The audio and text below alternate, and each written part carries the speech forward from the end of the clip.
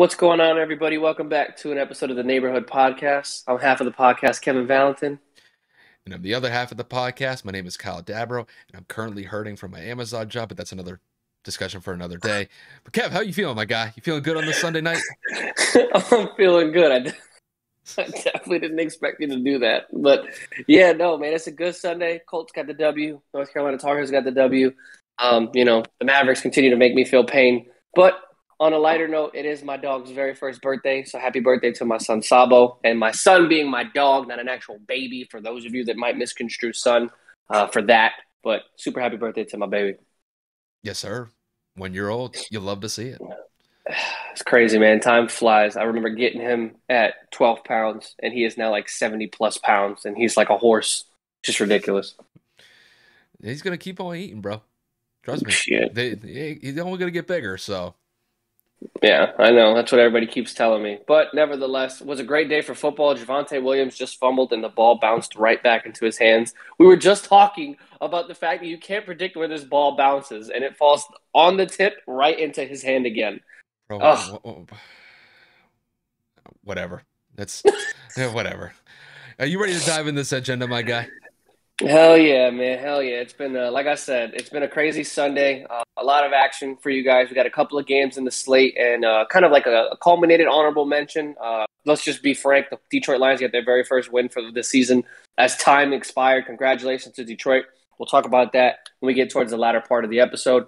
But first, we are going to talk about the Ravens and Steelers game. The Ravens go for it for a 2-point conversion to win the game. Lamar Jackson has a little bit of a kind of an awkward pass, and it's out of the hands of Mark Andrews. Pittsburgh ends up winning that game 20-19. We're going to go into the Bengals and Chargers game. Joe Burrow dislocates his throwing hand pinky finger, and the Chargers absolutely blow the doors off of the Bengals, I believe, by the score of 41? Yeah, 41-22. The Chargers now climb into the wild card spot for the AFC. Next, we are going to get into a couple of win streaks in the NFL that contain the Miami Dolphins and the Washington football team. Miami played the New York Giants and won by the score of 20-9. Miami moves into the record of 6-7. They're on a 5-game win streak, as I stated. Washington actually goes out and holds off Vegas, and they win by the nail-biter score of 17-15. They are also on a win streak, carrying them into the record of 6-6. And then, of course, as I stated just a few moments ago, Kyle and I will just talk about briefly how the Lions avoid a winless season, and they, provide the upset against the Vikings. And I know that I've been a big advocate for the Vikings being a better team than their record shows, but there's no coming back from this. You don't give up their first win or Detroit's first win and think that you're a good football team. So it's pretty bad, and I think that Mike Zimmer is probably going to catch the hook, as they say in the show business world. So. Kyle, you ready to dive in, bro? Did you talk about the Patriots and Bills game? Oh, my God. This is why leading in sometimes gets so hard. We're also going to talk about the damn Monday night game. It's probably the biggest game of the week, no lie, because the Patriots, unfortunately, hold sole possession of first place in the AFC by the record of 8-4, and they play the Buffalo Bills at 7-4. So this will be for sole possession of the AFC East first place title as of right now at this point in the season. Super big game. I know Kyle's excited about it. I know that him and Greg had some chirping back and forth through our YouTube segments and whatnot. So super excited to see that game tomorrow. Thank God we do not record tomorrow because I'm going to be glued to the TV. Well, straight up, for the next 3 weeks, it's fuck the Bills on this side because we play them this week. I think the Bucks play them next week, and then the Patriots play the Bills the week after that. So no, we play you. We play you next. We play you. Okay, so 3 out of the next 4 weeks, it's fuck the Bills. So, sorry, Greg. If you feel that type of way, it is what it is. But, yeah, Buffalo's basically our bitter enemy right now. So, gonna have to be that. And that's fine. But before we dive into the segments that Kevin had mentioned, I got to just kick it to Kev, just because it's kind of almost been like a weekly routine that we've done on this podcast. Kevin, I got to get your feelings. I got to get your thoughts on the ass whooping that the Colts handed the Houston Texans today. It was quite impressive. Well, I appreciate that. I'm going to take the win where we get it. Like I say every single week, a win is a win. And, I will take the capitalized opportunity to talk about them really quickly. We ran the ball. Kyle and I have been saying this for what seems to be an eternity. Jonathan Taylor got 32 carries. That is how you win football games. That is how you win in the NFL. We had over 200 total yards on the ground, and that's how you win. Houston's a bad team. Both quarterbacks played absolutely atrocious. We were able to sack the quarterback. We were able to create turnovers. We lead the NFL in total turnovers for a reason, so absolutely phenomenal on the defensive side of the ball. So, pitching a shutout. It was the first time we've actually pitched the shutout on the road since 1992 against the New England Patriots, ironically enough. So Frank sees it. Everybody sees it in the media. They see it in the locker room. They see it on Hard Knocks, for God's sakes. If your starting left guard has to come to you mid-game and say, let's run the fucking football, you should probably run the football. Granted, Ryan Kelly was out with COVID, but of course, Danny Pinter was able to step up and play center very well for us, so we were able to protect Carson. Carson was sacked a couple of times, a couple of bad throws here and there, but 16 out of 22 with a touchdown. It's not a bad thing for me. So we got to continue to play football like this throughout the regular season, man. We're 7-6. We're in the hunt, as they say, but the remaining schedule after the bye week next week is going to be the Patriots, I believe the Cardinals, then the Raiders, and then the Jags. So the next three out of our next 4 games are going to be very, very, very challenging and very complex. We play New England at home. We go to Arizona, which is the best team in the NFL, and then we have to come back home against Vegas, and then obviously we go to Jacksonville to close out the year. So we will see. It is a very tough final 4 games of the year to close out. So happy we got the dub today. But again, bad Houston team. It is expected. How am I going to say this? What do you think this next month for the Colts is going to end up turning out to be? Truthfully, I think the only winnable games in terms of without being completely negative, just because of the inconsistencies in play calling, I would say would be Jacksonville and Vegas. It's going to be difficult to beat New England, especially depending on if you guys come off of a victory and or a loss. It's still a 6 or 7 game win streak. Your defense has been playing lights out. Bill Belichick, as long as we have been alive, has been an expert at taking away the number one offensive piece on any team he plays up against, and that's just going to be Jonathan Taylor. Now, granted, your rush defense is probably the worst part about your defense, considering you gave up, 200-plus yards last week. So yeah. We will see how we find a way to do that, but this is where I get worried about Frank Reich and his ability to play call consistently, because he thinks he can outcoach people. You're not outcoaching Bill Belichick.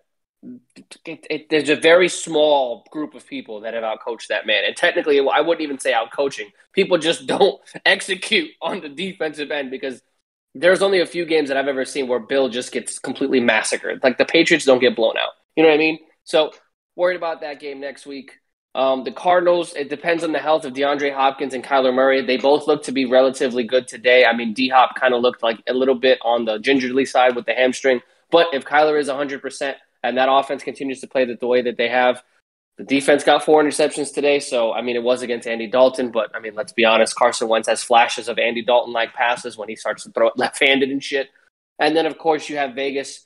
Another hot and cold team. There are days where, Derek Carr looks absolutely perfect, and then there's games where they look completely lost. So that's a toss-up. And then Jacksonville is Jacksonville. We almost lost them a couple of weeks back, so I can't say anything against them either. So the last month is going to be really, really, really, really tough. I think it might be the toughest 4-game stretch remaining on a schedule in the AFC, if I remember correctly. I mean, I wouldn't doubt it. I mean, it's like you said, you're going up against the Patriots, who, I mean, technically, as of right now, they have the best record and are the number 1 team in the AFC. And then you got the Arizona Cardinals, who have pretty much been the most consistent team throughout the entire league this year. Now, the Raiders game, like, just on face value, I think you guys can win that game. Jacksonville, very winnable. Yeah. So 2 out of the 4 games, definitely winnable. The other 2, I mean, if I had to split it, I mean, you guys, I would say that the Colts have a shot to win that game against New England. But if I were the Colts head coach in that game, if I was Frank Reich, I would give Jonathan Taylor 40 carries in that game. Agreed. I would literally pound the rock until the end of the game. If Carson Wentz throws the ball 15, 20 times, fine. I'd let Jonathan Taylor get 40 carries. Or let Naheem Hines get like 10 or 15 to kind of, have a more work-balanced load between the two of them. So, that's probably the weakest part of that Patriots defense is their rushing defense. And you guys have a good offensive line. The Colts have one of the, I would say probably the top 3, top 4 offensive lines in the league. And as far as I'm concerned, use it. Use them for a reason. So, Dude, got to capitalize. There's no it, excuse why we can't win. It all starts up at the line of scrimmage, and if the Colts are able to establish winning at the line of scrimmage for Jonathan Taylor when they played the Patriots, I think they got a good shot of winning that game. But it's like you said, which Frank Reich is going to show up for play calling, because it's literally been one game he looks phenomenal because he's giving Jonathan Taylor the rock, and then other games, nope, we're going to let Carson throw the ball 40 times, and more than likely it's going to end in a loss. But that's Frank Reich. I think he's just a little bit too partial to Carson. I think there's a little bit of I think it's because of the personal relationship that they have. I think that kind of gets in the way of the offensive play calling. But, I agree completely. Last thought on the Colts in general. I'm not going to sit here and say that Carson's not talented. I'm not going to sit here and say that he hasn't saved us with a couple of clutch throws throughout the season, and that he's made a couple of good throws when given time in the pocket. My biggest thing is you need to have what we talk about week in and week out on this podcast, situational awareness. There is absolutely no reason to throw the ball 16 consecutive times and think that there is not a problem. There is no reason to go out there and try to make something out of nothing. If the play is broken down, do not throw it with your left hand and pray to God. If the play is broken down, take the sack. Don't try to roll out and throw a fucking Hail Mary pass to the sideline, then get intercepted or get strip sacked. You have to learn, and this is what Peyton Manning was so good at. Accept that you're going to get sacked. If it's just collapse, just go down. Literally, take the sack, take the turn. Don't take the turnover. There's no reason to try to escape, wiggle, bend over, and fucking all the shit that Carson does, which at times sometimes can help us. But I'm holding my breath every time he does it because I think that he's going to fumble the ball. There's a reason why he has the most fumbles in the NFL since he has been in the league. And that's because he's careless with the ball because he's trying to escape out of every potential sack. So Carson can make the throws. Carson can make the reads. And Carson has mobility in his legs, which is something we haven't had consistently since Andrew Luck, because Jacoby Brissett was always known for being able to, move in short yardage gains in terms of mobility. But Carson's ability to move in the pocket has been able to extend plays. We just need to realize there's a time and a place for it, and there's a time and a place for Carson to be put into a must-throw situation. Best back in the league, right behind you. No reason to fucking throw the ball 40 times. He's not the best running back in the league. Yes, he is. No, he's not. Who is? It's Derrick Henry, bro. No, he's not. Stop it. Nope. Kevin, he hasn't played in a month, and he's still second in the league in rushing. I'm aware. I stand by what I said. Stand by what I said. He's not the best running back in the league. I stand by what I said. That's fine. But do you think that Carson, do you think he's earned your trust to be the starting quarterback moving forward for them? Not just for the rest of this year, but for the next couple of years. Yes. Listen, the slow start, injury right off the bat in training camp. Yeah. And then literally right after he got healthy from the foot surgery, rolled both ankles in week 2. And I mean literally both. So it's I can't complain. I really can't. He's got 22 touchdowns, 5 interceptions. I can't complain. It's really just been Frank Reich. Yeah, it's strictly play calling. Carson has made bad mistakes, albeit a lot of them are just stupid as shit. But we're talking about under 10 total turnovers in a season. He hasn't had a season like that since he's won an MVP, or since he was in the MVP discussion. He was going to win an MVP before he shredded his knee, but Yeah, but that's what I'm saying. I get the relationship that him and Frank have. This is the best Carson Wentz we've seen in potentially maybe 3 or 4 years. So that's a good thing. But you got to stop, like you said, you got to stop being partial and saying my quarterback can beat your quarterback, or I know Carson can make this throw.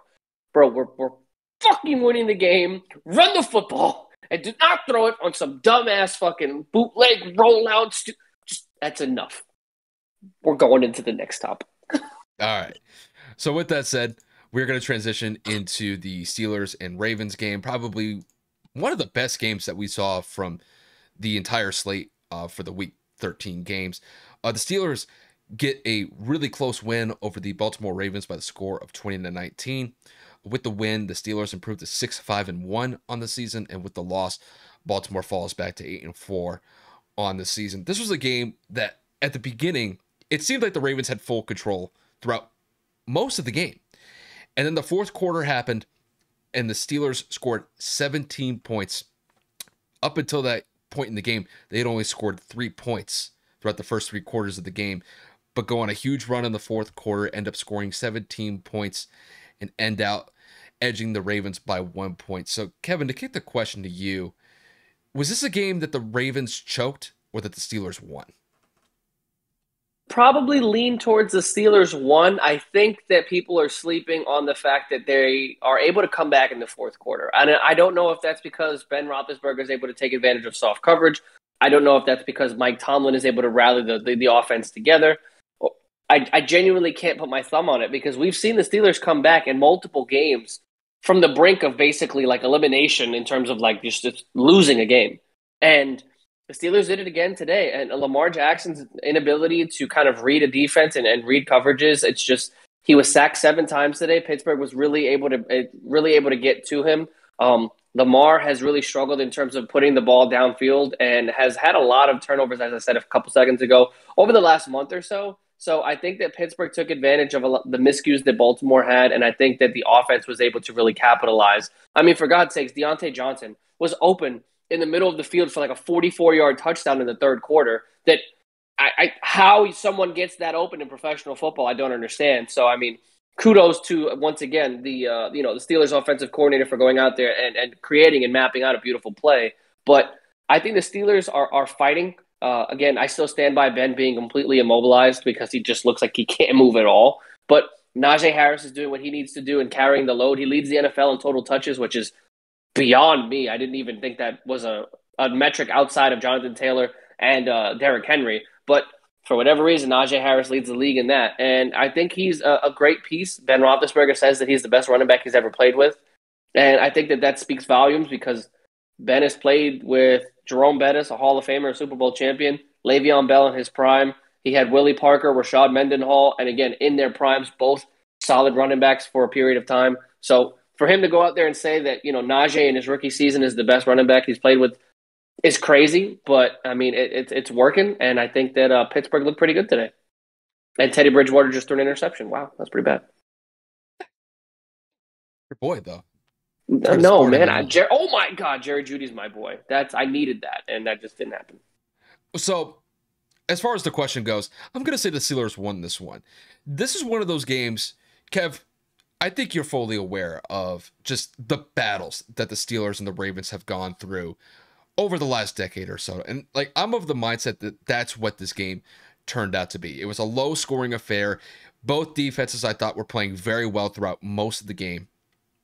But I was surprised at how well the Steelers were able to execute in the fourth quarter because up until that point, watching Ben Roethlisberger move out there, dude, the only way I could kind of put this is it looks like he's running with like cinder blocks on his feet. Like he just can't move.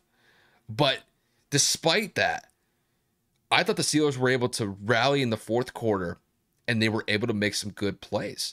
And not only that, I liked the fact that the Steelers offense was able to integrate pretty much everybody in the offense. I thought Najee had good touches in the fourth quarter. I thought Deontay Johnson was an absolute beast in the fourth quarter.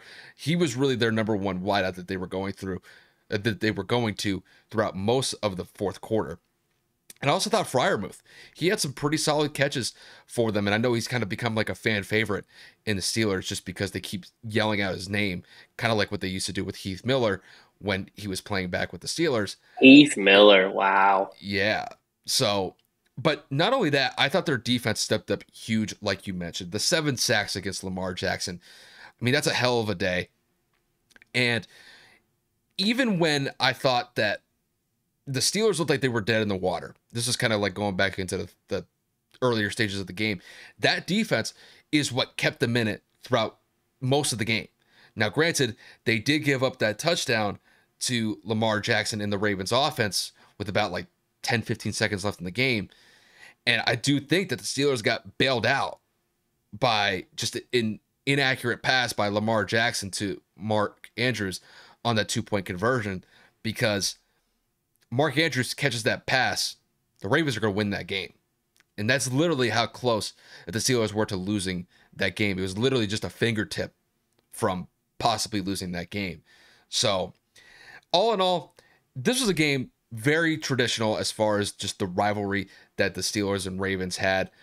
And I got to give credit to the Steelers. This is a team that's been up and down throughout the entire season. And despite how bad they looked through the first 3 quarters, they were able to rally in the fourth quarter, make some plays when it mattered the most, and ended up getting a win against arguably the best team in the AFC in front of your home crowd. So I got to give a lot of credit to the Steelers for that.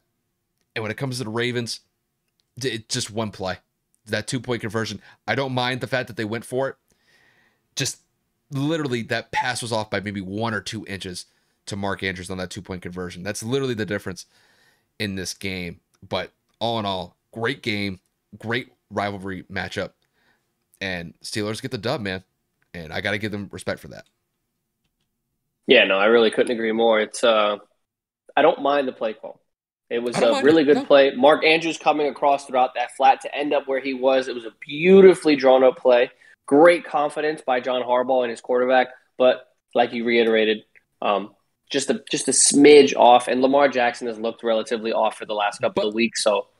But probably the most unsung hero on that play was TJ Watt, because he was getting pressure in Lamar's face, and Lamar kind of had to throw it sidearm. And just that movement, just that pressure that TJ was able to bring towards Lamar Jackson on that 2-point conversion, I think it was enough to affect that pass. That's the difference of the game, because I think it was like 12 seconds left when they were going for that 2-point conversion. I mean, like that. The game it's right there. But TJ made the play that needed to be made just to get pressure on him. And it just threw off the pass off from Lamar just a touch. And that ended up being the difference maker. So, hey, the Steelers came to play today, especially their defense. Getting 7 sacks as a unit. Really, and on Lamar Jackson. I know.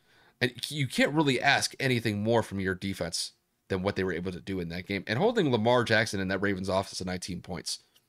Solid.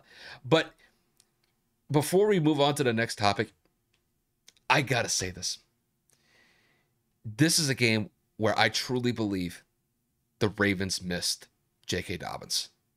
This is a game, you put J.K. Dobbins in the backfield with them, I think it's an immediate game changer. This is really one of the first few games where I could say, if J.K. Dobbins is in this game, I think they win this one. I really just, because they just can't get the consistency in the run game like they're accustomed to doing. And I think if they were able to get some decent carries, I mean, they rushed for over 100 yards as a team today, which is not awful, but knowing the Baltimore Ravens, usually they like to run upwards of like 175 to 200 yards rushing. I think J.K. Dobbins could have possibly gone for like 100 to 125 yards against that Steelers front four. But it just sucks because I really do think that J.K. could have made a difference in this game. But, tearing an ACL. That'll do it to you. Just can't do it. So, yeah, that was really kind of the one thing that I kind of wanted to mention before going into the next game. I just think that J.K. would have been a huge difference maker for the Ravens against the Steelers. But you got to make do with what you have. So, ain't that the truth? It is what it is in that respect. So, with that said, we are going to transition into our next game, and that is going to be the Los Angeles Chargers beating down the Cincinnati Bengals by the score of 41-22. It was quite a shocker because Kevin and I had both picked the Bengals to win that game against the Chargers. Kevin, what's up? Freaking Broncos just literally bumped into themselves on a punt return and gave it right back to Kansas City on like the 20. Like, legitimately bumped into one another. Like, granted, they were trying to sandwich the returner or the tackler in, to try to give room to their return man, but they legit crashed into the returner himself and gave it right back. Just awful. You look disgusted, Kevin. it's just bad special teams play, and I need Jerry Jeudy to score, man. He can't score if he's not on the fucking field, bro. Damn it. How many points have they scored? 3? Yeah. It's still 10-3? Yeah. Hey, bro, it's like we said the other day. Which KC team was going to show up? Defense, bro. We're getting this is the KC team that barely beat the Packers with Jordan Love. This is the team that damn near lost to the Giants. I'm just saying. It's 13-3 Kansas City. Oh, 13-3. I thought it was still 10-3. No. They scored a field goal last drive. Oh. Bro, this team can be had. This team can be had. It can be. But, well, we'll go back to the topic at hand, which is the Los Angeles Chargers beating down the Cincinnati Bengals by the score of 41-22. It was quite an impressive showing from Justin Herbert and the entire Chargers offense. I mean, putting up 41 points on the road against the Bengals is no easy feat, but they were able to accomplish that in that matchup on Sunday. So, Kevin, to kick this question to you, just how surprising was this win with the Chargers just essentially beating the brakes off the Bengals on the road? I mean, I don't necessarily think it is a shock by any means. I mean, we both predicted LA to win.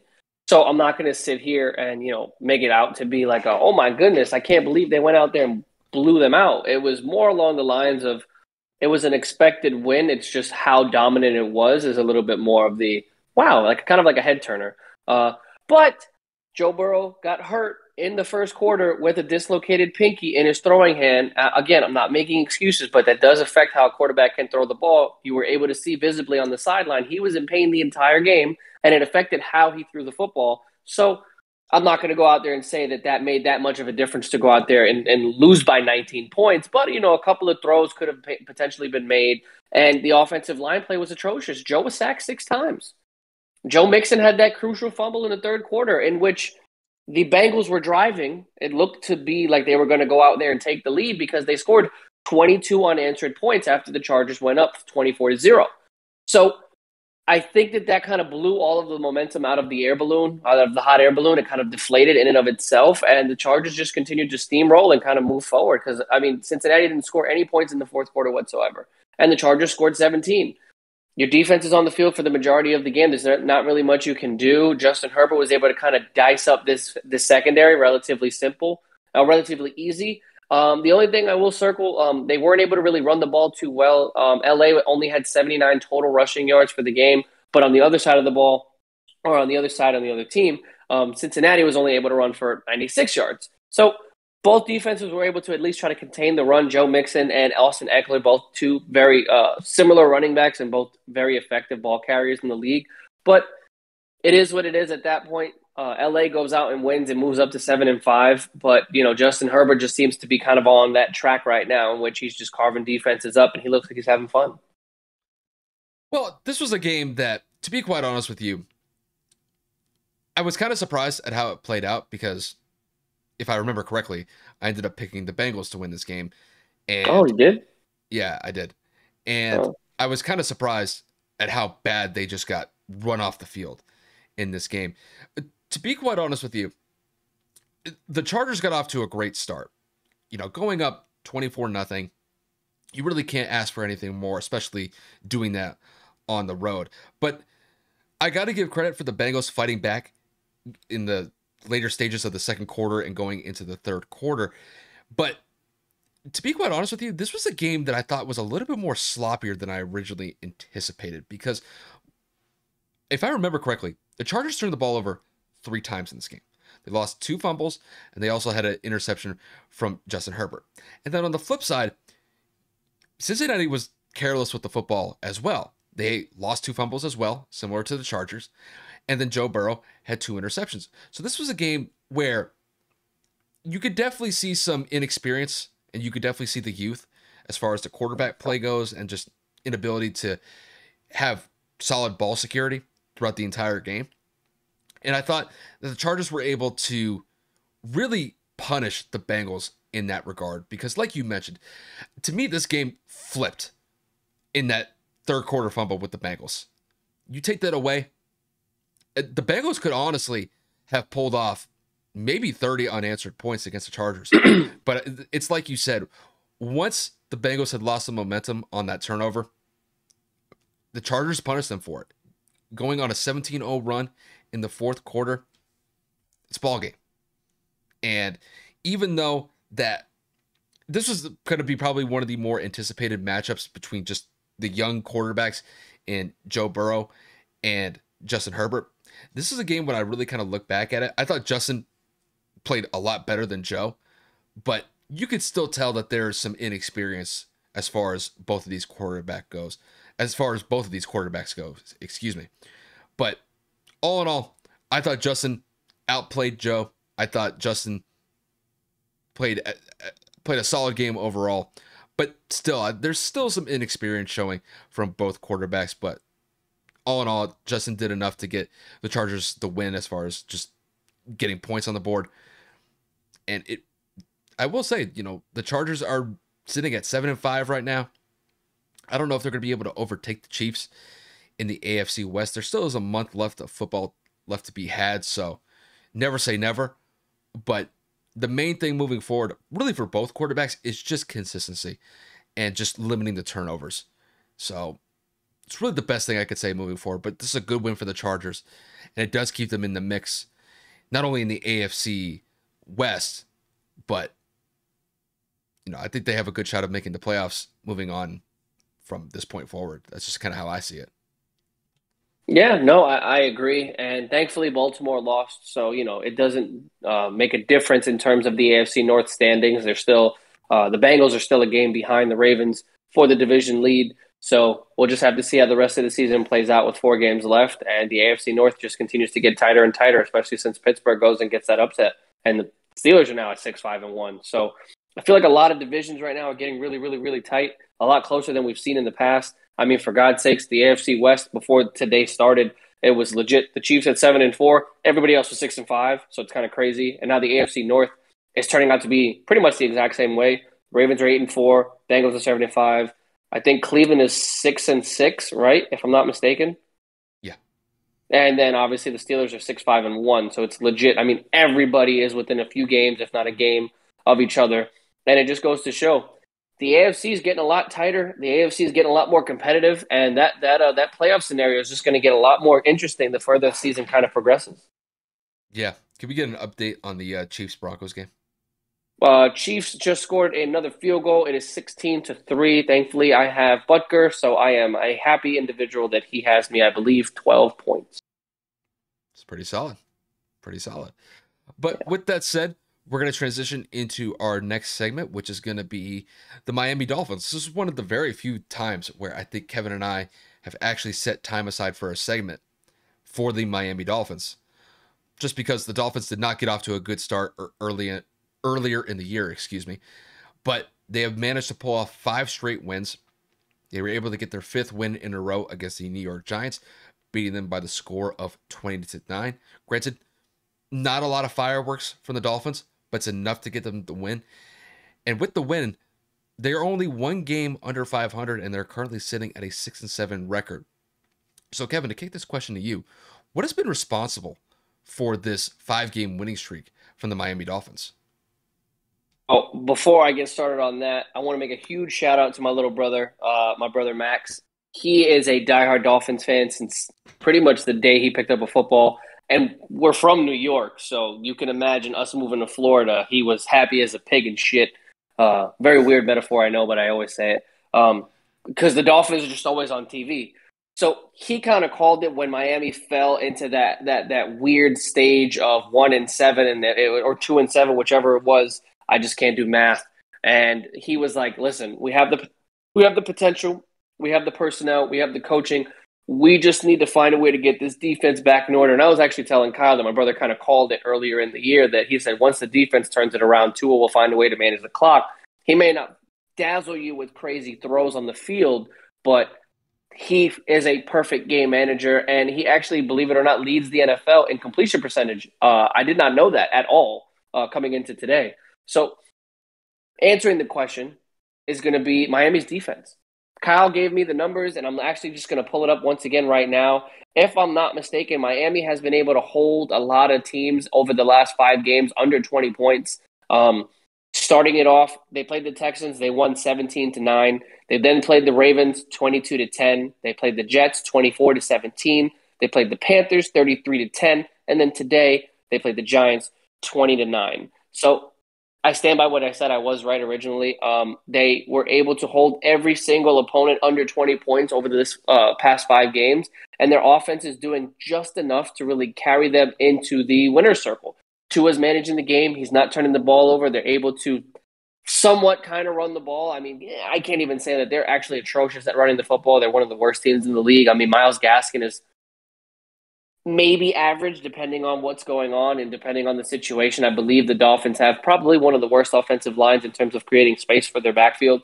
But again, even with that depleted backfield and lack of a run game, they are still finding ways to win football games, and huge parts of that defense finding a way to not only create turnovers but get to the quarterback. They were able to sack Mike Glennon 3 times today and create a turnover with an interception. So Miami looks good. They're making a push.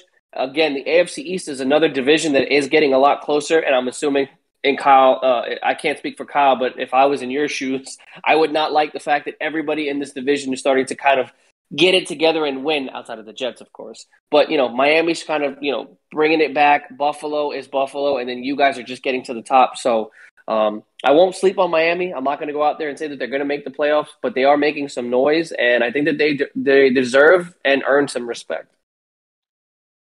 When I look at the Dolphins and as far as this win streak goes, it really comes down to 2 factors.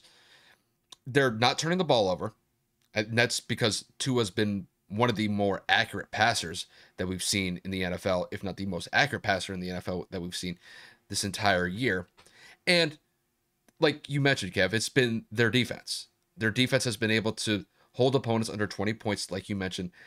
And when you combine those 2 factors together, granted, I wouldn't say that the Dolphins look explosive or they look like they're the best team in the NFL with the way that they win these games, but it's effective, it's working, and it's ending in wins. And this is something that, to be honest with you, being a Patriot fan kind of taught me this. What I think the Dolphins have established with Tua is they figured out a win. They figured ways to win, but in a boring manner. And I don't mean that in a bad way, and here's why. A lot of the throws that Tua makes are relatively safe. He's not lighting up NFL defenses or NFL secondaries like Patrick Mahomes, Aaron Rodgers, or Tom Brady does. But he is hitting on these effective 5, 10, 15-yard routes. Granted, I know it's not flashy. A lot of these plays are not going to end up on SportsCenter or they're not going to end up in the top 10. But it's effective. He's able to complete these passes in a consistent manner, and it's leading to points at the end of the day. And that's the only thing that matters. As long as they're not turning the ball over, it's a winning formula. And then when you look at the defense, they're able to get a pass rush, they're able to create turnovers, and they're able to get the other team's offense off the field. And as far as I'm concerned, that's the best thing that you could ask for with a relatively young team. And I think Brian Flores, as the head coach, granted, they got off to a shaky start earlier in the year, but I think he's done a phenomenal job of rallying this team together and getting these guys in positions to succeed, and they're capitalizing on that. Granted, they're sitting at 6-7 right now. I think if they had got off to a better start, they could potentially be at like an 8-5 record had they won some of the closer games that they unfortunately lost earlier on in the season. So when I look at the Dolphins, they're definitely a team on the rise. They're definitely a team to be on the lookout. I don't know if they're really going to compete with the Bills and the Patriots just because, both of those teams are at the top of the AFC at this current moment in time. But I don't think people should be sleeping on Miami at this current moment in time. Their defense has been spectacular the last month or so. Tua's been playing effective football, and it's leading to good results. And I think really Brian Flores, he's done a phenomenal job of setting up great game plans for this team to succeed. And I think these players are going out and executing it in a fine manner. So good on Miami. Just had they got off to a better start, they'd be in a better position right now. But they're making the most of it right now. And who knows? We got a month left in the season to go. They could pull off a possible wild card spot if they continue to win these games. I can't rule that out at this current moment in time. Teddy Bridgewater just threw a pick six as they were driving on Kansas City's 30-yard line, and he threw it right to Sorensen. Sorensen got the pick? Yeah. He's been getting crucified.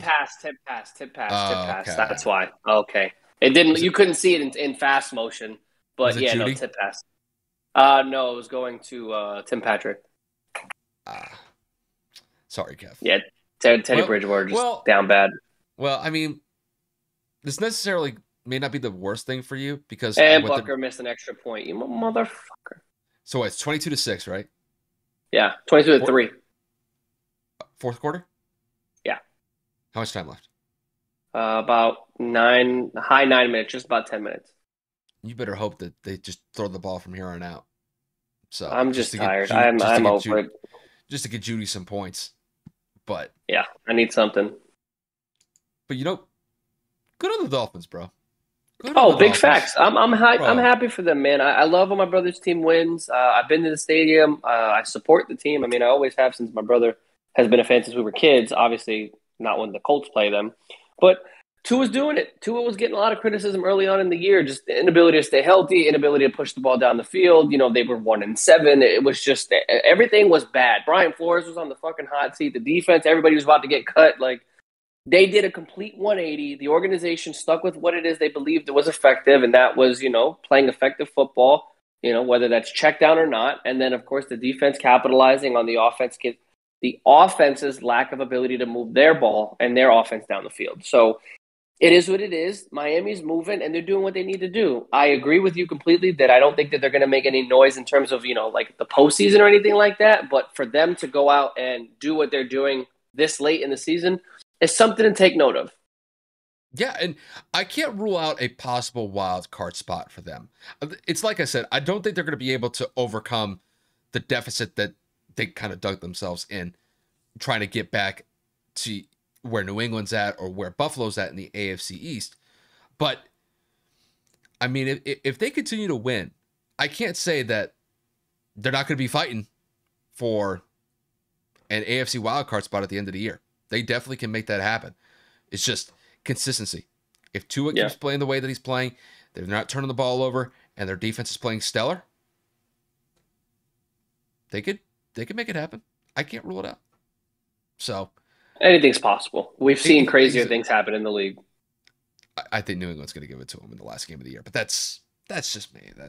I just had to throw that out there, but it is what it is. I'm still salty about the fact that we lost the first game of the year to them, but that's another story for another day. You'll have your Patriots moment in a few segments. All right, let's just let the Dolphins have their shine. It is what it is. Yeah, transition. Fair enough. So with that said, we're going to transition into our last featured topic of the Sunday slate games from Week 13, and that is going to be the Washington football team defeating the Las Vegas Raiders in a close game by the score of 17-15. With the win, Washington is now currently on a 4-game winning streak. Currently, they're sitting at 6-6, and they have kind of showed that they are a team to contend with moving forward, and they are in the mix of a possible NFC wildcard spot if they continue to play this well. So, Kevin, to kick this question to you, what's really been the formula for Washington for this 4-game winning streak? Once again, it goes to the defense. And the irony behind this is the best defensive player on the team is out for the year with a torn ACL. The Washington football team have been able to go out and beat two relatively good teams, and they beat a surging Carolina Panthers at the time in which they defeated them. They beat the Bucs 29-19, so they held Tom Brady to 19 points. The next week, they go out and they beat a hot Carolina team, and they won 27-21. Then they go and they beat Seattle last week 17-15, and then this week beating the Raiders 17-15. The fact that both the last two games ended at the same score of 17-15, Kyle and I were talking about it, is absolutely insane. But what I'm looking and I'm saying, you know what? This team has earned my respect. They started the season off in a way that was just not ideal. Ryan Fitzpatrick goes down. Curtis Samuel goes down. They were rattled with injuries. The defense wasn't playing up to par after the great year that they had last year. Taylor Heineke gets inserted after the great postseason game that he played against the Bucs last year, and he was spotty at best. You know what I mean? Everyone was kind of just like, "Oh my God, here it goes," and they found a way to just keep the momentum going. Antonio Gibson's playing great. Terry McLaurin's playing great. Logan Thomas is playing great. I mean, oh, the Washington football team fears Logan Thomas tore ACL. Wow, that couldn't have been even worse. The fact that I just read that as I kind of scrolled down as ESPN refreshed, wow. Sorry, guys, that was a big train of thought that was lost. The point is, Taylor Heineke is doing what he needs to do to win football games, whether that's him extending plays with his legs, him making great reads and not turning the ball over, and then him leading his team down the field to win a game, to kick a game-winning field goal. I'm telling you, I saw the Logan Thomas news, and I can't stop stuttering now because I legit said the man's name, and it popped up. Like, that's – whew. Washington's playing effective football. They're playing efficient football. Ron Rivera is a man amongst men, a man amongst boys, and a great, phenomenal head coach. He's always been able to rally the troops behind him. He has always been able to get a locker room to support in his methodology, in how he likes to coach. And it's showing. Once again, Washington made the playoffs last year by winning the division. I don't necessarily know if they're going to be able to do that this year, but they are catching up to Dallas. Washington is 6-6. Dallas is 8-4. They have been struggling as of late. So I'm not going to rule it out, but I'm not going to rule out the fact that they're competing for a wild card spot, because right now, if the season ended, they would have a seed, which I believe would be the 6th seed or the 7th seed, one of those two. So they're doing what they need to do. They're winning football games, and they're doing it maybe not in the most prettiest of ways, but they're capitalizing and they're getting these W's. So big shout out to Taylor Heineke, doing what he needs to do. And, sorry for Logan Thomas tearing his ACL. Shit, I'm still stuck on that. Yeah, that was probably one of the most unfortunate news stories that I saw from today, because he had been playing pretty solid football for Washington, but it's just unfortunate to hear the news about him tearing his ACL. You know, the thing with Washington that kind of confuses me is, granted, their defense has been holding teams to either around 20 points or under 20 points the last month or so, but that's pretty much it. They do get somewhat of a pass rush, but obviously that pass rush has been hindered because, oh my God, I totally lost his name. Chase Young. Thank you. Chase Young going out with the torn ACL. But the one thing that I think Washington does very well defensively is they get teams off the field on third down. And it's really kind of been the main point that I've been focusing on, because they don't cause a lot of turnovers. In the last 4 games, they really haven't been able to turn the ball over that much or just have takeaways on the defensive side of the ball. But the standout to me is the fact that they're holding teams to around a 20 to 30% rate of third down conversions. What that tells me is, granted, they're not turning the ball over, they're not getting a huge pass rush, but they're getting teams off the field and they're getting the ball back to Taylor Heineke and that Washington offense. And with the way that these games have played out as far as the last month or so, it's effective. I thought that Bucs win was the catalyst of it all. And really, it was that 10-minute drive that Washington had against the Buccaneers that I really think got the confidence building in this team, that they could really compete at a very high level if they can knock off a team like the Buccaneers in that manner. And I thought they had a very solid win, like you mentioned, against the Panthers, a close win against Seattle prior to this week, and going on the road to go up against an up-and-down Raiders team, but to hold them to 15 points, that's quite a feat, because the Raiders have a pretty high-powered offense this year, with Derek Carr having a pretty phenomenal year. But I got to give Washington credit. This is a team that, for me, they've been up and down the entire year, so I don't have a lot of faith in Washington.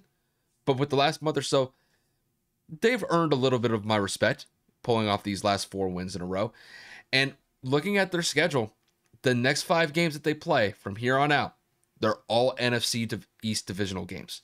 And they got a huge test going up against Dallas next week. So Dallas comes to Washington to play in D.C., and I'm still of the mindset that Washington can compete with Dallas. I just don't know if they're going to be able to overcome just the firepower that Dallas presents on a weekly basis with that offense with Dak Prescott, CeeDee Lamb, and Amari Cooper, and Ezekiel Elliott in the backfield. But the real test for me, as far as whether or not that I think Washington is legit, is if they could beat Dallas next week. That's where I'm really kind of holding my cards at this point. But as of right now, I got to give credit where credit is due. Washington is playing effective football. Granted, I wouldn't say it's the most flashy, but it's doing enough to get by some of these teams and getting wins. And I got to give them a little bit of respect for that. But the real test is against Dallas this upcoming week. I think that that's going to be a really good game. Dallas has been faltering as of late, at least in my opinion. They have not been the dominant force that they were at the beginning of the year. I know that they won the other day, or should I say last week. Not that it was very convincing. The Saints just looked absolutely atrocious, in my opinion. I mean, Taysom Hill threw 4 interceptions. He's not necessarily a true pocket quarterback. I think that Sean Payton needs to cut ties. That's a whole other rant in and of itself.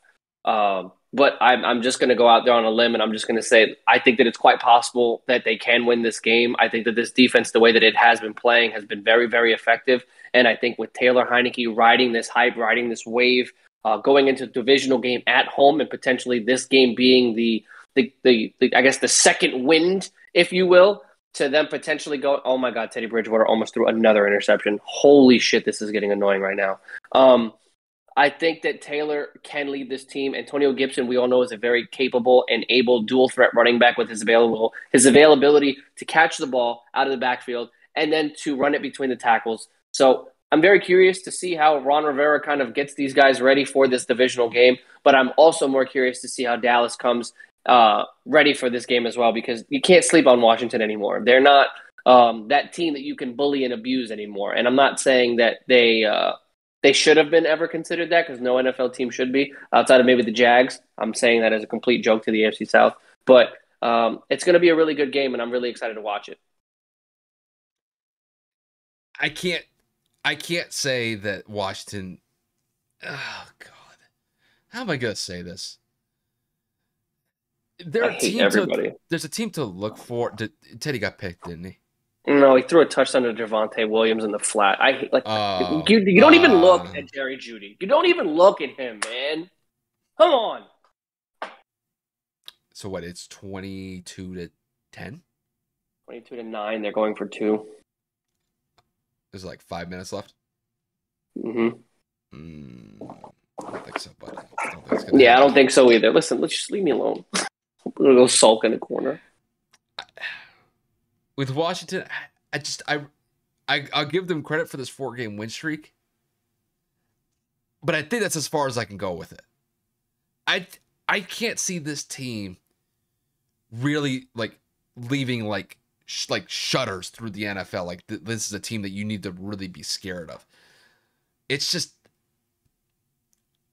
Taylor, I think, has done a fine job here and there, especially on this 4-game win streak, but it's Taylor Heineke.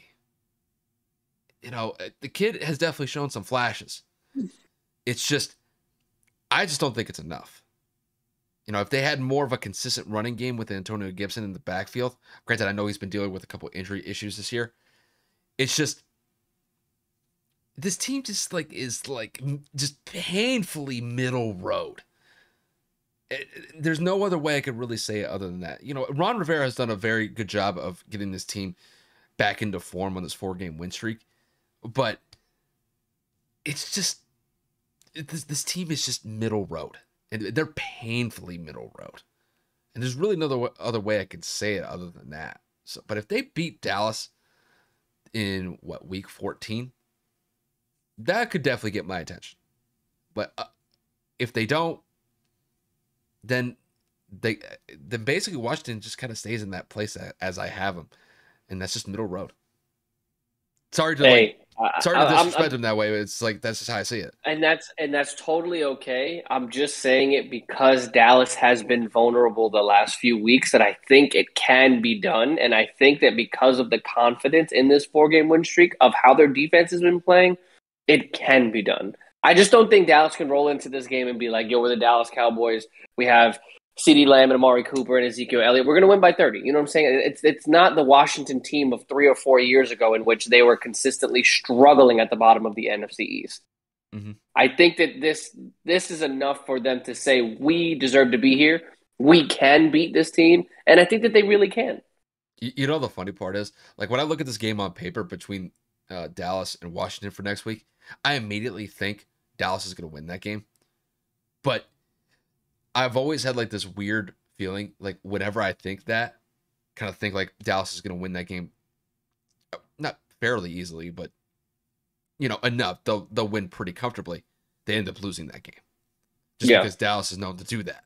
So I look at this game on paper. I still favor Dallas over Washington. Like, that's just kind of how I see it. But knowing you and me, we suck at picking teams anyway for these games. Oh my God, we suck. So, hey, Washington could pull it off. Anything's possible. But yeah, you're not wrong.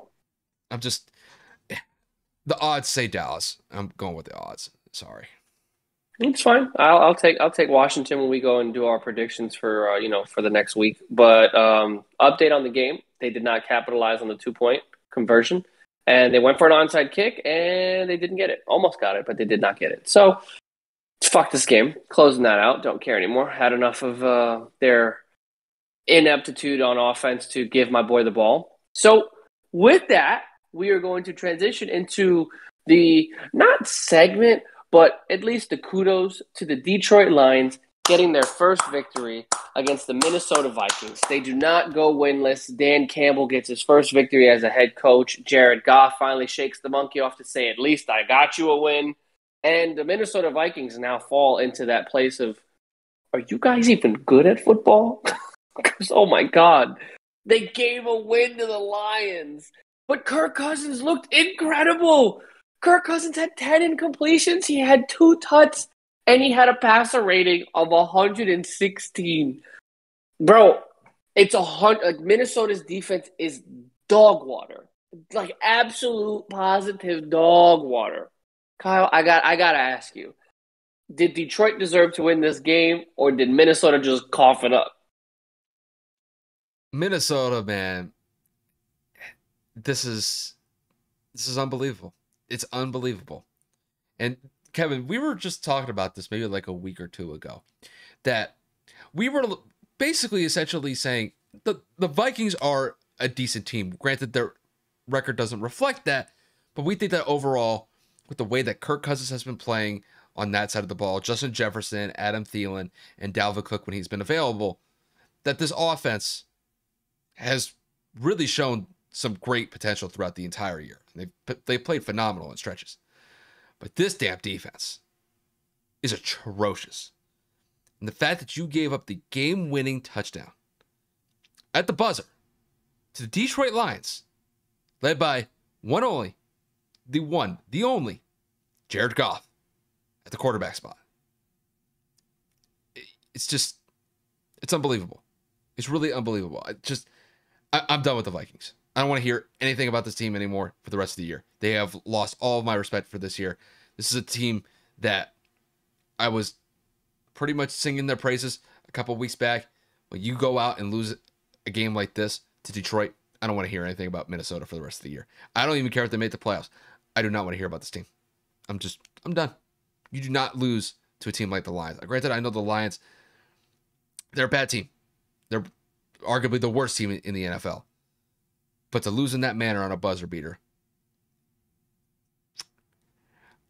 I don't think Viking fans are too pleased about what just happened on Sunday. No, I'm not even a Vikings fan, and I'm pissed for them.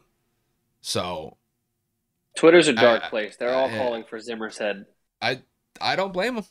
That defense is just straight up garbage, and it's crazy. Just a couple years ago, they had like a top 10 defense. Hell, not even like you could say arguably like a top 5. Yeah. But no more. Valid. No more. So I've had enough with the Vikings. I gave them their chances, and they go out and do some dumb shit like this. I really don't want to hear anything from them. So, Kevin, I'll kick it to you from here. Yeah, I'm just Hey, man, listen, I'm confused just like you are, but I'm looking at it from a topical perspective on the final play. We've looked at film a multitude of times for our own reasons. Obviously, you playing high school football and me just doing it for fun. Um, I'm looking at that play over and over, and I kept saying, how the fuck was he so open? The fact that Minnesota played deep prevent defense in the end zone with no underneath coverage from a linebacker or a corner, and for you to legit stare at the receiver open in the end zone. I know Jared Goff like drilled a fastball in there, but for you to react so late to where he caught the ball and fell and then you touched him, I don't understand. Like that corner looked 1,000% lost on Minnesota. That defensive coverage, that play call, just it did not look like it was boding it very well whatsoever. But kudos to Jared Goff for putting that fastball in exactly where it needed to be. Great throw, bad coverage, and I just me being a defensive guy, a guy that enjoys watching defensive battles, I really can't sit here and say that like Detroit really went out there and they threw crazy passes or that Jared Goff made them look bad. They were giving him looks all game to where Jared Goff had what are these numbers here? I think he had almost 300 total yards. He was sacked 3 times and still had 3 touchdowns. Like Jared Goff looked amazing. And on the other side of the ball, on the other team, the team on the other side, Justin Jefferson had goddamn 182 yards. How do you lose a football game when your best player produces one of his best games of the year? Adam Thielen left this game with a bad ankle sprain, so that's understandable that they were missing a weapon, but it wasn't even their fault. It's legit the defense. Like they could not do a damn thing. Kirk Cousins, he did have a fumble. He was strip sacked. Okay, that's fine. So Kirk Cousins had 1 turnover. I'm pretty sure it's his first turnover in like maybe a month. And I'm not even exaggerating. So this sure as shit isn't on Kirk Cousins. This ain't on the offense. That whole defensive, that starting 11 on that side of the football, dude, I'm having them run all day. All day. I know it's not high school. I know it's not college. They're grown men with paychecks. Bro, the only way to resolve it, somebody's got to get the axe. Somebody's got to run. Somebody's got to get cut, suspended, fined for sucking. I don't know because there's no reason this Detroit team should have won this game. Kudos for winning. They did what they needed to do to win and capitalize on the bad defensive plays. But Minnesota, man, I don't know how you cough up this game. It just don't make sense to me. It's disrespectful. It's just a disrespectful performance. And I'm not even a Vikings fan. Word. Like, that's a game. I mean, granted, I know it's a divisional game. I know they play each other twice a year. So, look, the Lions probably know them probably better than most. But it's the Lions. The Lions are not world beaters by any stretch of the imagination. And with the Vikings, with the way that they were kind of surging the last couple of weeks, that's out the window at this point. I don't want to hear about them for the rest of the year. I don't even care if they make the playoffs. Because I just don't think that they're a good, well-rounded unit. I think offensively they're fine. But that defense, it's so atrocious. There's nothing more to be said other than that. And that's really the thing that's dragging down that team. It is the defense. So that's just kind of my personal feelings on the Vikings. It's just they're okay. But that's it. Kind of similar to what I said with Washington. They're just middle road. And that's what they're going to be for the rest of the year. That's not even middle road, bro. They literally they popped a tire. They're in the median right now. They're just sitting on the shoulder, busted with a flat tire. This is bad. No, they're down bad. No, it's like the engine's on fire. It's bad. You got to scrap it, bro. You got to scrap it. It is what it is. Yeah, just you can't have that. You can't have that. No shot. So, but your favorite part of the episode, the part you've been licking your chops at this part. This man Kyle said, "You know what? We the number 1 seed in the AFC. We lead the AFC East. We back on top." I actually saw a tweet that made me laugh, and it was Chancellor Palpatine with like the evil laugh as he became Darth Sidious, where it was like, cool. where it was like, the Patriots Patriot fans, when they realized that Belichick planned this from the jump and they tanked the year to get the players that they got this year in the AFC. Like, all of this was like formulated in a plan from like 10 years ago, and he was just like, let them doubt me. So, Kyle, I'm just going to kick it to you, man. Buffalo, New England. What do you think is going to happen and why? It's tough for me to keep the bias out of this one. I'm going to go with New England in a close one, and here's why. I'm going to be honest with you. I think this defensive unit that the Patriots have, I think they're going to present some problems for Josh Allen in that offense. Because the one thing that the Bills can't do is run the football. And it's kind of unfortunate for them in that sense because New England has one of the worst rushing defenses throughout the entire NFL. And even though that I think Josh Allen is a very solid quarterback, he's going to go up against a secondary that has just been getting turnovers left and right. I mean, for God's sakes, J.C. Jackson is right alongside Trayvon Diggs as far as the most turnover-centric player in the NFL, just because apparently the ball just likes to find him no matter where he is on the field. The guy has 7 interceptions. The guy is the leading interception getter since he's gotten into the league. And it really just kind of goes to show that despite the fact that I don't think New England has a lot of like star-studded players on the defensive side of the ball, they are just at the right place at the right time, and they're able to force turnovers in a consistent manner, and it's leading to wins overall for the Patriots.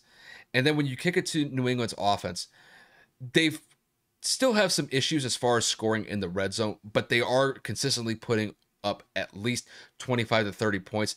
And on this 5-game winning streak that they've been on, actually, excuse me, it is now a 6-game winning streak. They've been putting up damn near 30 to 35 points in every game that they play. And they've been going up against some decent competition as well. Now, granted, this is probably their biggest challenge because they're going up against a team that went to the AFC Championship game last year in the Bills. But I think as long as New England does not turn the ball over, I think if they're able to manage the clock effectively and that the defense is able to get some turnovers against Josh Allen in that high-powered offense with Buffalo, I think New England could get a close win here. I'm not going to say that New England's going to beat them by 20, 25 points and shock the world, but I do think that they'll get enough to get by Buffalo in this one. I think it's going to be a relatively close game. I'm thinking like 27-24 in this one, but I think the Patriots, they get a close win on the road. It would actually improve their road record to, I believe, 6-0, which is kind of astounding at this point, just because this is mostly a team that does very well at home, but this year it's been the opposite. They've been a team that's been very good on the road, and it would bump them as the sole owner of the number 1 seed in the AFC, which if you were to go back a month and a half ago, 2 months ago, it would have been utter insanity to say something like that New England would be the number 1 seed in the AFC at this current moment in time. But I think New England can do it. And that's the best that I could do to put the bias aside on this one. I'm just going to keep it blunt and straight up. Buffalo can't run the football. And I said it earlier, Belichick is known for one thing and one thing only, and that is taking your best asset away in which how you win football games. Josh Allen is the catalyst to this entire team. They do well based upon his success or failure. If I don't have to worry about limiting the run, I'm legitimately just going to drop everybody back into coverage and make Josh Allen make the plays, whether that's forcing it to Diggs, forcing it to Knox, Manuel Sanders, whatever. You're literally talking about the best cornerback in football, arguably right now, if other than Trayvon Diggs, in Jesse Jackson, right? J.C. Jackson. Just J.C. Jackson. It's that simple. This is why people say you need to have a balanced offense. The fact that they're winning as often as they are without being able to run the football, and now they have to play a team that is very well on that defensive side of the ball, as well as the team that is able to just historically is known for taking away your best offensive weapon. I'm just sitting here and I'm saying I don't know how Buffalo is going to win. Now, I know that we are just terrible at predictions, and I would not be surprised if Josh Allen decides to tell me to shut the fuck up and lights it up for 3-4 touchdowns. I just don't see that as possible. Buffalo's defense is where I'm going to give them some form of an edge just because they are playing against a rookie quarterback. He has been playing very effective and well this season, but their defense does have the capability to not only pressure the quarterback, stop the run game, which they were just completely unable to do against Jonathan Taylor. So I'm probably sounding like an absolute ass right now. But I'm just trying to think of ways to kind of make this not 100% a guaranteed W for the New England Patriots. And it's really hard to because I'm sitting here trying to poke holes in my own argument, which is not only stupid, but very almost hypocritical. And the point of the matter is, I think New England is going to be able to capitalize on the late struggles of Josh Allen. Josh Allen has not been the same quarterback that he was last year. He's had a lot of ups and downs. I mean, so has the team. They just lost Tre'Davious White for the year. Their inability to run the football has hindered their capabilities on the offensive side, which puts all the weight on Josh Allen's shoulders. Sorry, I thought something fell. And I'm just looking at this team and I'm saying, is there a way for Buffalo to capitalize? And I genuinely don't know how it's going to be. Mac's got to play turnover-free football, so that's just going to be how the Patriots are going to be able to win. But outside of that, I think Buffalo is going to start to fall. You said fall? Fall in the AFC because you lose to the Patriots who are in your division. This is massive. New England then catapults to 9-4. That puts the division not necessarily out of reach, but in a bad place because they own the tiebreaker against you now. New England then is number 1 seeded in the entire AFC, and it's a 7-game win streak. I think it's a favorable schedule for you guys for the remainder of the year because you play us, you got to play the Dolphins again, you got to play the Bills again, and then what? You play the Jets one more time? No, we played the Jets already. So who's your last game? Who am I missing? Well, we played the Bills twice. We played the Colts and then the Dolphins. That's right. So, dude, this is pivotal. This is absolutely insane. This is going to determine the remainder of the division with this game. There's so much weighing on this that I think that if you play them now. If you beat them, you put them in a spot where they're about a game and a half behind, if not 2 games. I think that Colts game for New England is going to be a trickier one than I think you anticipated. I'm not saying that you're going to beat us for sure. I'm saying that I feel like that is a winnable game for you. It's a winnable game for you guys. I'm keeping it a buck here. Just because Jonathan Taylor presents that big of a danger. I don't like my head coach. Okay? Leave me alone. Besides, when I predict us to lose, we find ways to win. So I'm doing what I'm doing on purpose. Putting the juju in the universe. But no, I mean, I'll say this. This is a big game for New England. There's no doubt. It's a big game for Buffalo. It's just, to me, this is the first test. I got to see how both these teams respond after this game takes place. And then when they clash again, that's when, to me, it's really for all the marbles. Because if either of these teams win both games, it's a wrap. It's a wrap. So if the Bills win this matchup twice, or if the Patriots win this one twice, pretty much that team is going to not only be the AFC East divisional winner, there's a very good chance that they could arguably be the best team in the AFC when it's all said and done. So that's where I think really kind of this matchup is going to go. Because, I mean, granted, Buffalo has not been the best team this year, but they did beat down KC a couple weeks back. And they did so in a convincing fashion. And I do think... Yeah, but that's when they were fully healthy, though. And when I look at the rest of the AFC, it really is kind of a toss-up right now, but I still believe that Buffalo can kind of make their claim moving forward. But I can't believe I'm saying this. Like, the Patriots got a really good shot here. They have a really good shot to take that number 1 seed. And just a month and a half ago, I thought that would have been impossible. But they have really pulled off a really good stretch here. And bro, I can't believe it. I really can't. I can't believe how well the defense has been playing. I can't believe how well Mac has continued to progress throughout his rookie season. And Kevin, I just got to throw this out here just for shits and giggles. What do you think would happen? Don't, because I saw your face. That I know where that's going. No, it's not going to happen. Because if it happens, this is going to be an individual podcast again. Because I can't deal with your shit for another fucking offseason of that nonsense. I can't. No. What if the Patriots play the Buccaneers in the Super Bowl? You're not going to the Super Bowl. No. No, I can't deal with you. I can't. No, I can't humor this conversation. I can't humor this hypothetical or discussion. Kevin, we're back like we never left. Oh, God, you see what I mean, guys? One-liners like that me want to punch my partner in the face. We're back like we never left. It's just, oh my God. We just changed that one guy for another, and we're back, baby. We're back. Win this game tomorrow, and then we'll have a conversation potentially about that. I'm just saying, bro, it'd be like the biggest Super Bowl ever. Yeah, Brady versus Belichick and the winner take all. That would be absolutely insane, but it's not happening. So. But you know the best part about it though? I'm in a win-win situation in that case.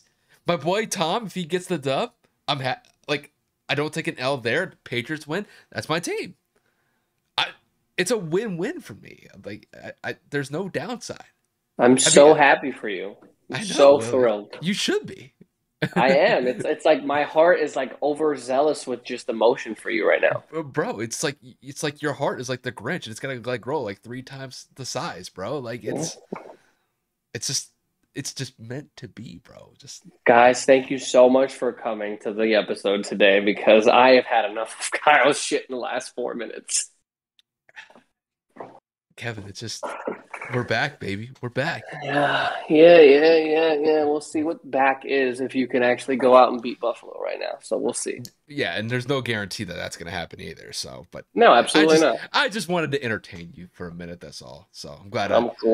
I'm glad I could push some of those and hit some of those buttons. So I do typically a pretty good job of that. So indeed, you do. I do the part well. Yeah, that's a fact.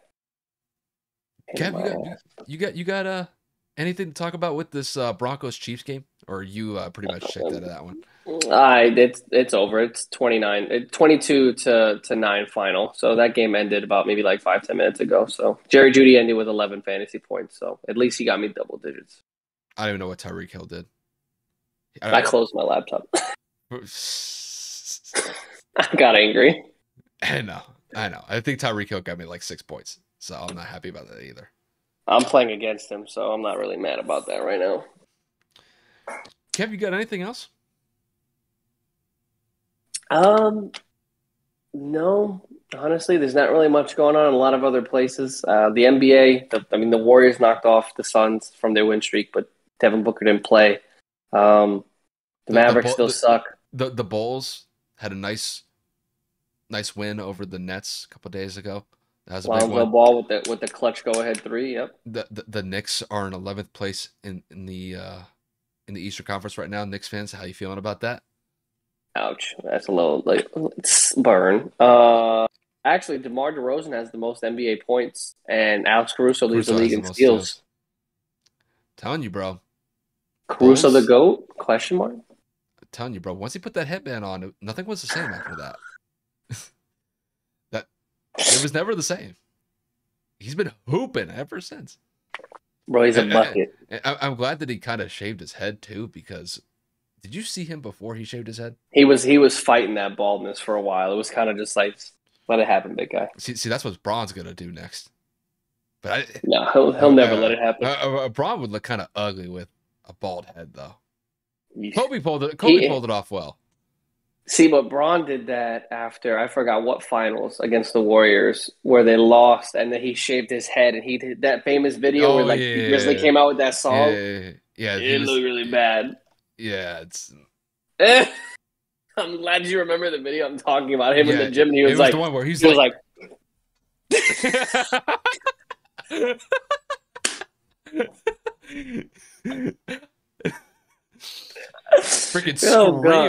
freaking screaming the T Grizzly lyrics too. Oh man, that was funny, guys. For those of you that can't see us because you're listening to the audio, Kyle and I did the exact same motion at the exact same time. Holy shit, that was funny.